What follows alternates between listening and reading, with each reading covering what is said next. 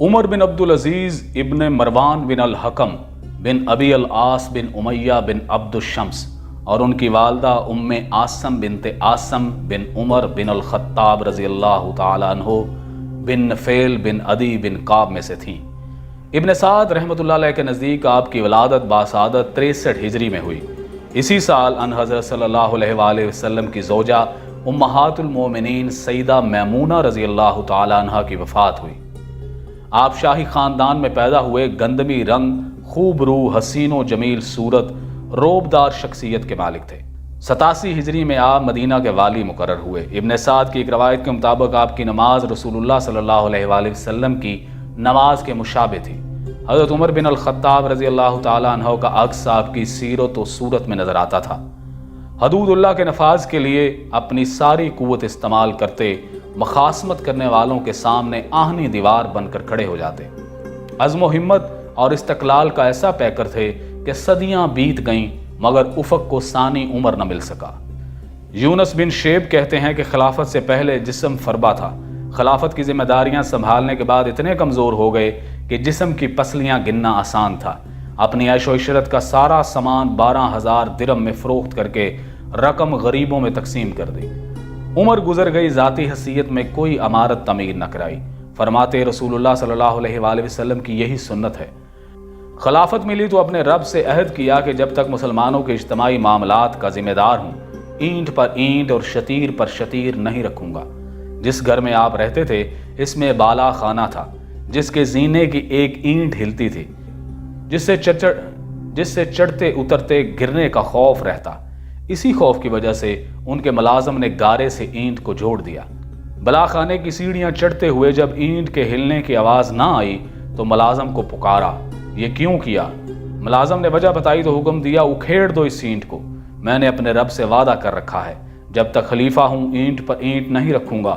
محمد بن خالد سے مروی ہے کہ عمر بن عبد العزیز رحمۃ اللہ علیہ قریش میں سب سے زیادہ معطر رہنے والے اور خوش لباس تھے۔ جب خلیفہ مقرر ہوئے تو سادہ لباس اور معمولی غذا کا انتخاب کیا۔ سلیمان بن عبد الملک کی رحلت کے بعد آپ خلیفہ مقرر ہوئے۔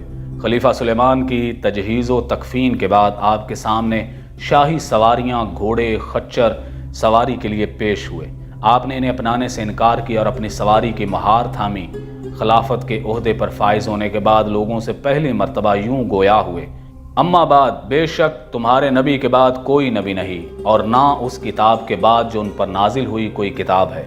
لوگو یاد رکھو جو اللہ تعالیٰ نے حلال کر دیا قیامت تک حلال ہے اور جو اس نے حرام کر دیا قیامت تک حرام ہے۔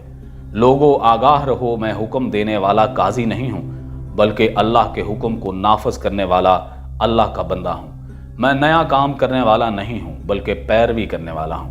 لوگوں یاد رکھو کسی شخص کو یہ حق حاصل نہیں کہ اللہ تعالیٰ کی نافرمانی میں اس کی اطاعت کی جائے۔ میں تم میں سے بہتر نہیں ہوں، میں تم ہی میں سے تمہارے جیسا ایک شخص ہوں، سوائے اس کے کہ اللہ نے مجھے تم سے زیادہ گراں بار بنا دیا ہے۔ جناب عمر بن عبد العزیز رحمۃ اللہ علیہ نے اس تمام مال و اسباب پر نظر ڈالی جو ان کے قبضے میں تھا، اسے اللہ کے راستے میں مستحقین میں تقسیم کر دیا، حتیٰ کہ وہ انگوٹھی جو خلیفہ سلیمان بن عبد الملک نے آپ کو عنایت کی تھی وہ بھی مستحقین میں تقسیم کر دی۔ دوسرا شاہی فرمان دیگر ریاستوں میں جاری کیا کہ تمام غصب شدہ جائیدادیں واپس پسماندگان میں لوٹا دی جائیں۔ مساوات اور انصاف کے نظام کو مؤثر بنانے کے لیے امراء کو لکھ بھیجا کہ وہ اپنے گھروں کے اندر اجلاس کرنے سے گریز کریں، لوگوں کے درمیان بیٹھ کر خوش اسلوبی سے صلح کرمائیں، کسی فرد کو کسی فرد پر کوئی ترجیح نہیں ہے۔ ہرگز لوگوں سے یہ نہ کہو لوگ امیر المومنین کے اعضاء ہیں، آج سب برابر ہیں۔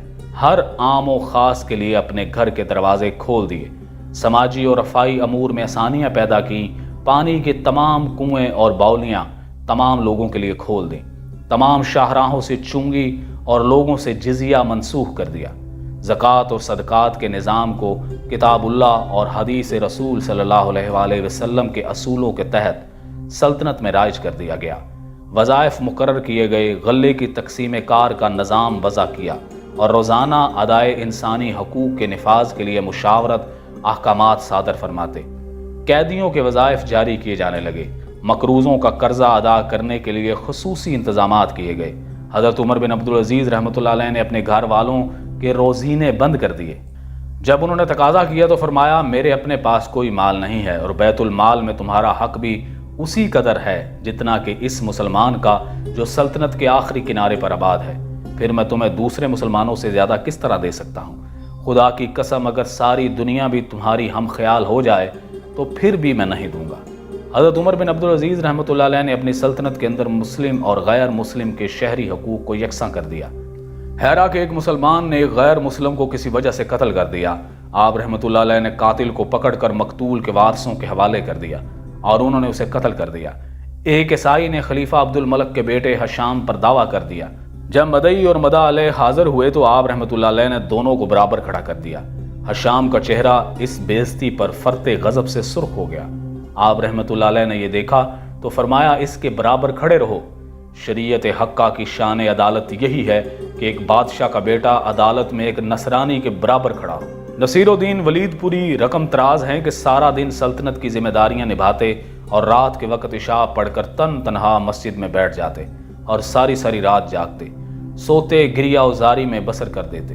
بیوی سے ان کی یہ حالت دیکھی نہ جاتی۔ ایک دن انہوں نے تنگ آ کر پوچھا تو ارشاد فرمایا میں نے ذمہ داری کے سوال پر بڑی اچھی طرح غور و خوض کیا اور اس کے بعد میں اس نتیجے پر پہنچا ہوں کہ میں اس امت کے چھوٹے بڑے اور سیاہ و سفید کاموں کا ذمہ دار ہوں۔